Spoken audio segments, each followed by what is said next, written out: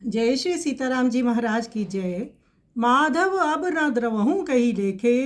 गोस्वामी तुलसीदास जी का ये पद विनय पत्रिका से है। तुलसीदास महाराज कहते हैं, हे माधव, अब तुम किस कारण कृपा नहीं करते?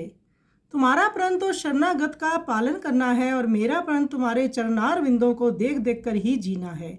भाव ये है कि जब मैं तुम्हारे चरण देखे बिना जीवन धारण ही नहीं कर सकता, तब तुम प्रणत पाल होकर भी मुझ पर कृपा क्यों नहीं करते?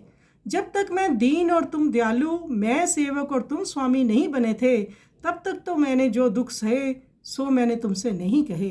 यद्यपि तुम अंतर्यामी रूप से सब जानते थे, किंतु अब तो मेरा तुम्हारा संबंध हो गया है।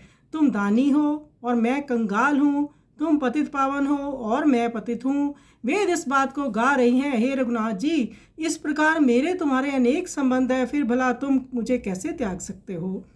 मेरे पिता, माता, गुरु, भाई, मित्र, स्वामी और हर तरह से हितु तुम ही हो।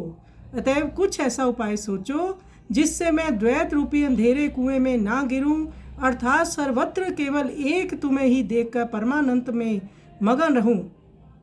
हे कमल नयन, सुनो, तुम्हारी अपार करुणा भवसागर के भारी भय से आवागमन से छुड़ा देने वाली है।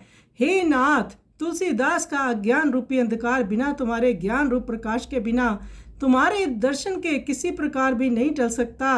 अतएव इसको तुम ही दूर करो। तो तुलसीदास महाराज कहते हैं, द्वैत बुद्धि नहीं रखें, एक निष्ठ रहें, एक ही स्वामी को आश्रय ले। वही माता हैं, वही पिता हैं, वही सब कुछ है। तो आइए सुंदर भजन का हम श्रवण करें।